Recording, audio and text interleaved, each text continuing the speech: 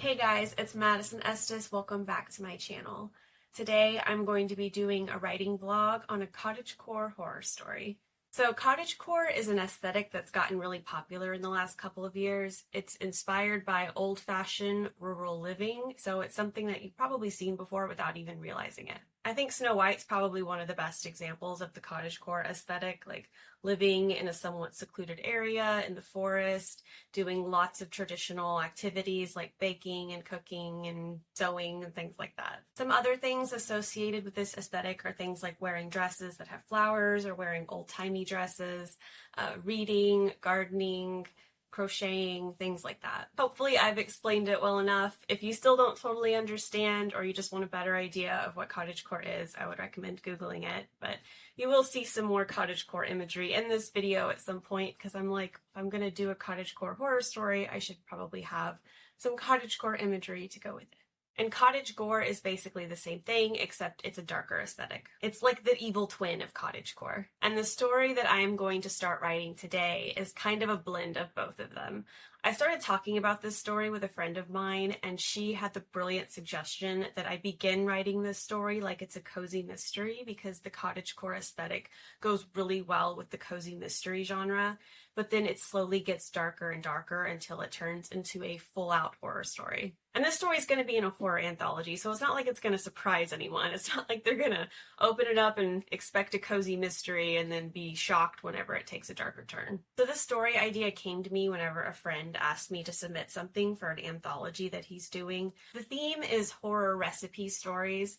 It's supposed to be written like it's a recipe blog where they have like those really long introductions that lead up to the recipe where it talks about like where the recipe comes from and, you know, it gives you a little story behind the recipe. Well, it's supposed to be written like that, and it's supposed to have an actual recipe in the story as well. I'm going to be honest, whenever I read about all of the things that had to be included in this story, I was like, I don't think I'm going to be able to submit anything because it's, you know, it's a very specific type of story. It's like almost a formula. And I'm like, I don't know if I can do that. So I was like, yeah, I'll try to submit something. I didn't think about it too hard.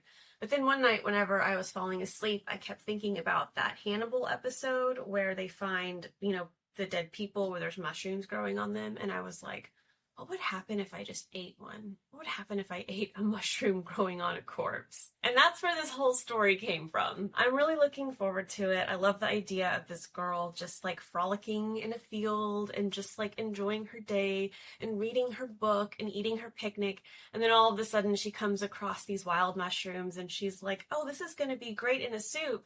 And then she finds out later on that those mushrooms were actually growing on a corpse that she just didn't happen to notice. And then something supernatural happens because she eats those mushrooms. And that is the story. I'm pretty sure I know how this one's going to end. I always say that, but in this case, I'm fairly certain I know how it's going to end. And I'm really looking forward to it. I'm so excited to get to the horror part of the story. So my goal for today is to try to hit 1,000 words. It's not a huge deal if I don't make that goal because the deadline is still pretty far away, but I do want to try to get this submitted to my critique group within the next 2 or 3 weeks so that I have time to get a critique and edit this piece before I submit it. I don't foresee it being more than 3,000 or 4,000 words, but we'll see. I don't know. I always say that and it's always longer, so just don't hold me to anything. All right, I'm going to go ahead and get started writing now and stop chit-chatting and just try to get focused in this wonderful little world that I've imagined.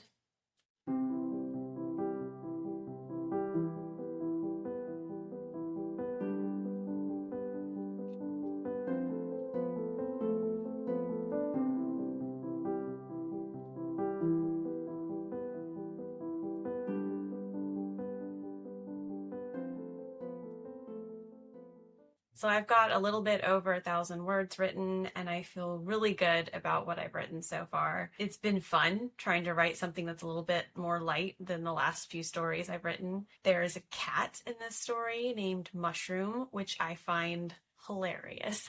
He's a brown cat, and she named him Mushroom because he looks like one of the mushrooms that she sees in the forest, and also because he likes to eat mushrooms. And I mentioned how her and the cat both seem to have this instinct for just knowing which mushrooms are okay to eat and which ones aren't, and how like the mushrooms kind of speak to both of them.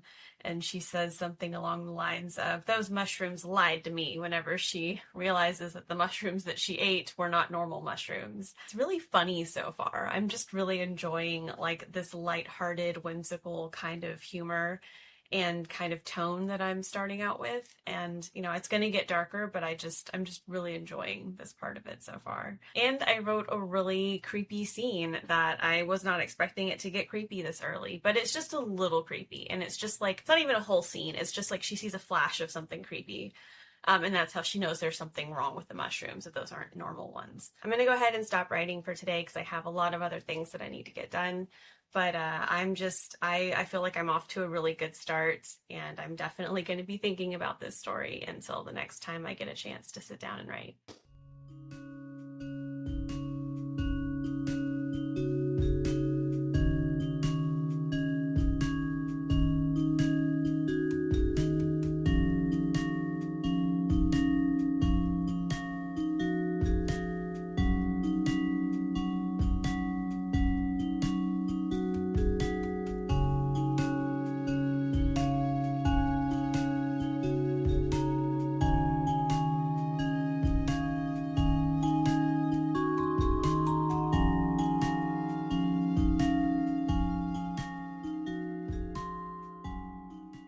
Hello, lovelies. That was weird. I'll promise I'll never do that again. Anyways, it has been a good writing session.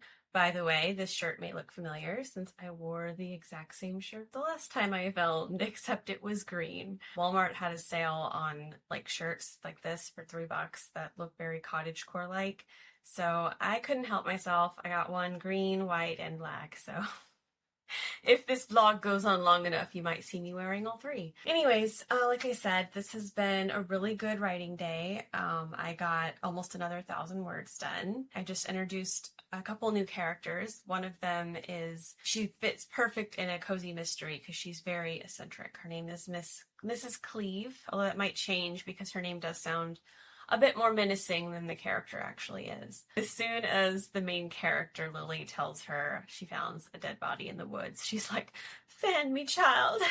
So she's very Southern, and she's very eccentric. And Lily goes on to describe how this is the first time Mrs. Cleve has told her to fan her. In fact, she routinely tells people that enter her home for any reason that she's having a hot flash and they need to fan her. And then Daisy comes in, that's the detective, and she is very masculine, unlike her name, and she's kind of the opposite of Lily, who's very, feminine and florals and flowery and the very girly type of cottagecore.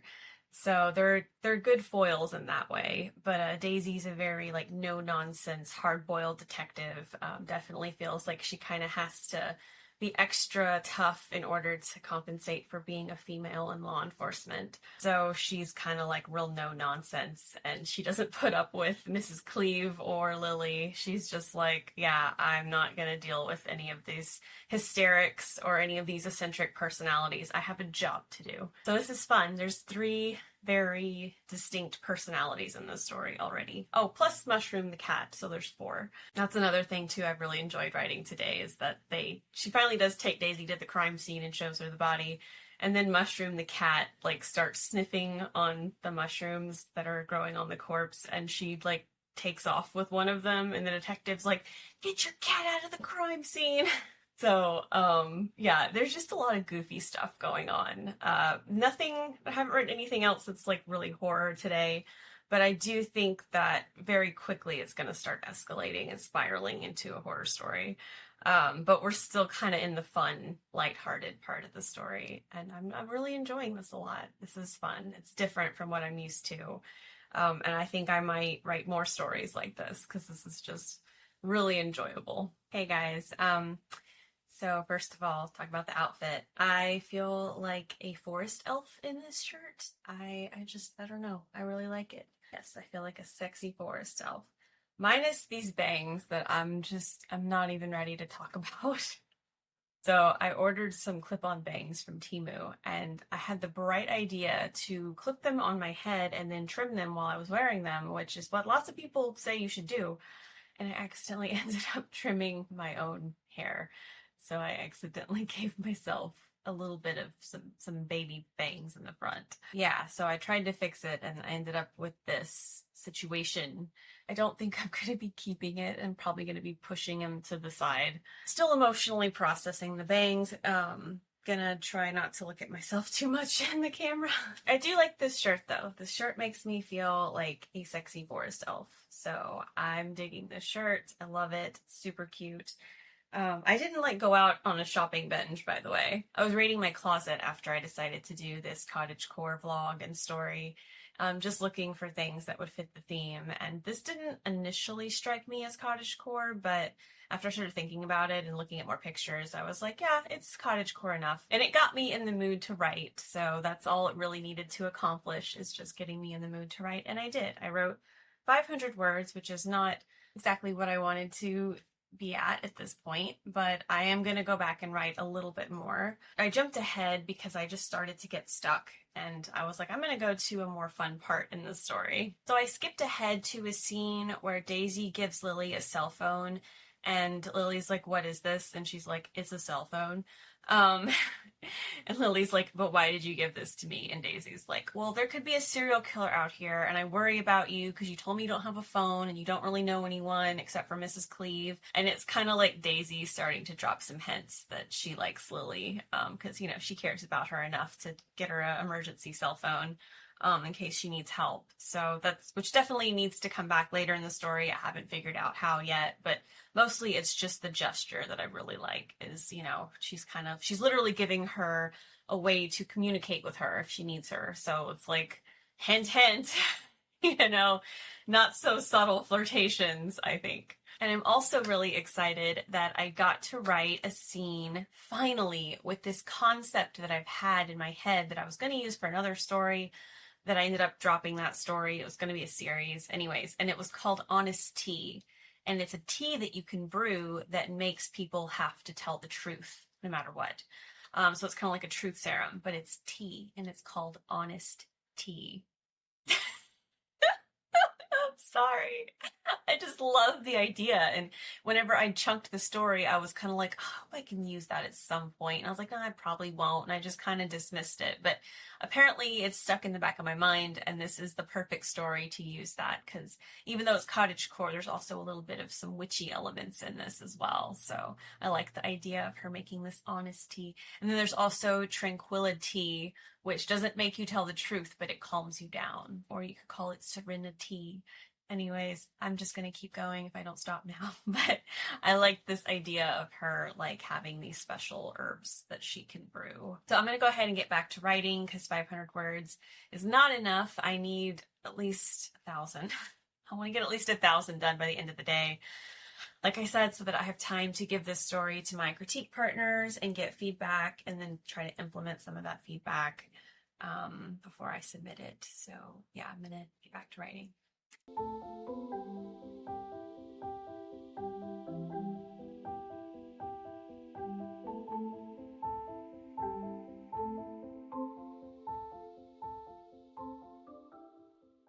Battery's getting low, so I'm going to make this quick. I wrote about another 500 words, so I did just about meet my goal of 1,000 words. And it's funny because I started this off as a cozy mystery and I kind of forgot I need to figure out who committed the murder. It's kind of important. So I just created a character sort of like out of the blue that was someone that was involved with Heather, who's the dead body, and also with Lily. And yeah, so I'm not sure what the motive is yet. I'm still working on that, but I'm thinking it's going to be like romantic jealousy. So that'll probably end up being the murder. Although I'm still toying with the idea that it was an accident. I'll work that out, but I'm really liking everything else that's developing. And there was a little plot twist I threw in that surprised me as well, a connection between two characters that I initially had not planned on being there. But I think that it helped kind of flesh the story out a little bit more, kind of explained why certain characters are maybe a little bit more detached than they otherwise would be. And I don't know, I just think that it ended up accomplishing a lot of things. So I'm really excited that that just kind of organically happened as I was writing. And I'm just really enjoying writing this story so much. I'm still really enjoying just the whole cottagecore aesthetic. I was able to integrate, a cat, a picnic, there's scenes of her reading, talking about her hobbies. And it's really fun, like trying to just integrate all of these things into the story. Yeah, I'm really enjoying it. And it's like one of the first times ever I've really enjoyed writing setting too, which is usually something that is just not really fun for me, but I'm enjoying it this time around. So this is just, it's coming together really well.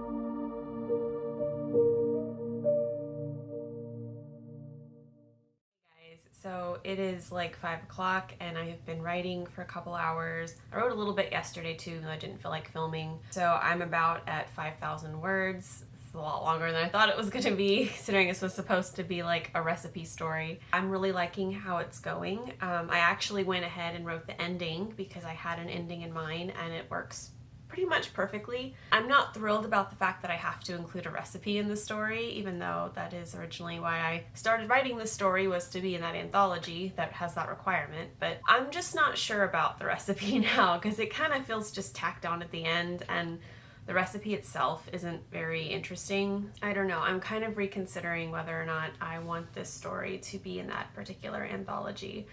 And I kind of wish I hadn't reached out to the editor and told them I was planning to submit, because now I'm gonna have to like eat my words. I'll see what my beta readers think. If they like it, if they think that it works for the story, I'll keep it and submit it. But if they think that it just doesn't fit, then you gotta do what's best for the story. Okay, so it is an hour later. I kept writing and I think I'm done now. I really do think I'm finished, although upon rereading the ending, I have a new idea for a way that I could make the ending a little more interesting. I do mention her brother earlier in the story, how he kind of ran off, and I think I'm gonna try to bring him back for the last scene, just to as a way to kind of like make his disappearance a little more relevant, because originally I had her brother disappear because I wanted to give a really strong feeling of isolation, both because that goes with the cottagecore theme and also because it just was really important. That was just a really important element in the story, is that she's kind of a loner. But I think that bringing him back might make the story feel more full circle and more conclusive. I'm gonna see what my beta readers think before I go ahead and write that scene.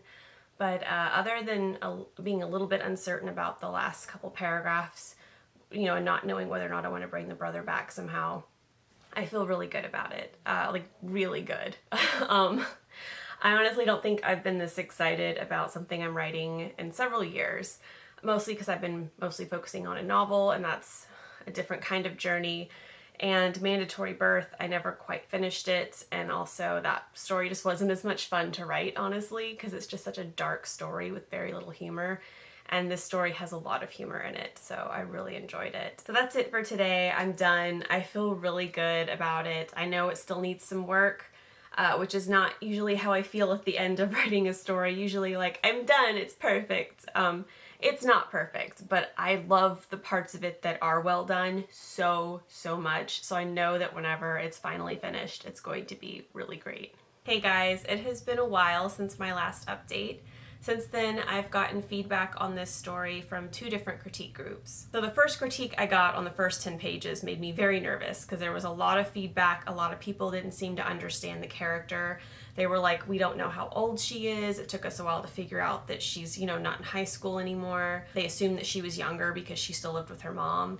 I'm like, in this economy, a lot of people live with their parents. And then they also were like, what does she do for a living? I'm confused. And I'm like, she's a forest dweller. She lives in the forest. She eats forest stuff. That's how she survives. I don't know. Just like Ken's job is beach, her job is forest, okay? But then we started talking and I was like, well, her mom recently passed away, so maybe she's getting by selling her mom's things, and that can be a way that I can show instead of tell that her mom passed away recently. is by showing like a bunch of her mom's stuff on the porch because she's taking it to Mrs. Cleve to go sell it in town or something. So that kind of helps to show that her mom has passed away, and it also kind of explains how she's making money and getting by, although technically her job is forest. And there were some other things they had a problem with. One of the people that read the story didn't understand that Daisy was flirting with Lily, and this person was like, well, this is how you're supposed to flirt, this is how flirting works, and started explaining to me that you like flip your hair back and you're like, that's so interesting, tell me more. And I'm like, oh, I hate that kind of flirting. Like, I don't know, maybe this is why I'm single, but I prefer the kind of flirting that's like witty banter and like teasing until you're not even sure if they're teasing you or if they're really trying to bully you. I'm realizing now as I'm saying this out loud, this is not probably healthy, and maybe not how people flirt in real life. And God knows how many people have flirted in real life that I've not picked up on because it's not my flirting style. I don't know if I actually flirt using witty banter or if that's just what I like seeing in literature and movies. I don't know, but that's what Daisy was going for. She was going for like the witty banter, and it's supposed to be awkward because Daisy's awkward. That's part of why I love the character so much, is because she's like this tough detective, this no-nonsense detective, and who has to like be really tough because she's in a boys club and she's overcompensating, but then she likes this girl and she's like, crap, what do I do? So Daisy's trying to flirt with her and Lily is not picking up on it, and maybe that's why the reader isn't picking up on it. But I think that I'm gonna go ahead and incorporate the feedback, but in a different way. Instead of making Daisy flirt in a different style that doesn't feel like her, I'm gonna try to use her nonverbal body language to hopefully hint to the reader that she's hitting on her, even if Lily hasn't figured it out yet. I guess it's not the end of the world if the reader doesn't figure it out either, but I do kind of want the reader to figure it out, so we'll see. I was really nervous after the feedback I got from the group in the first 10 pages, and I was like, oh gosh, how much of the story am I gonna have to change? And then I read it in the other group and they loved it. Like, they were like, oh my gosh, it's so wonderful. Don't change too much of it, whatever you do, because there's so many things that work in this story. And there was one thing that I don't want to talk about because of spoilers, but I was worried people wouldn't be able to suspend their disbelief, and some people were like, I wouldn't even address it. Like, I was just so into this story, I don't care how she managed to do that. I just want the story to keep going. But I do think I might go ahead and write a scene addressing it. I don't know, but either way, it was such a relief to know that a lot of people just didn't care that much about it, so that's good to know. And both groups seemed to agree with me that the recipe was not necessary and that I should probably work on the ending a little bit to bring the brother back. I don't think a lot of people thought the brother needed to come back, but a lot of people were like, yeah, you don't need the recipe. So I will not be submitting this to that anthology, unfortunately, and since I don't have any other ideas for that anthology, I'm probably just not going to submit. And I'm gonna have to send that editor an email and let him know that I won't be submitting after all, because the story just doesn't work. It doesn't work with the recipe. But yeah, I feel really good about the feedback that I got. I got a lot of really positive feedback, even though a lot of people had some suggestions for how to make things work better or how to, work on things that were confusing to them. I also got so much positive feedback, and a lot of the people seem to love the same things that I loved about this story, and that is a really great feeling. If you enjoyed this video, please give it a like and be sure to subscribe. On this channel, I post reviews, writing advice, horror commentary, and writing blogs. Thanks so much for watching. I'll see you later.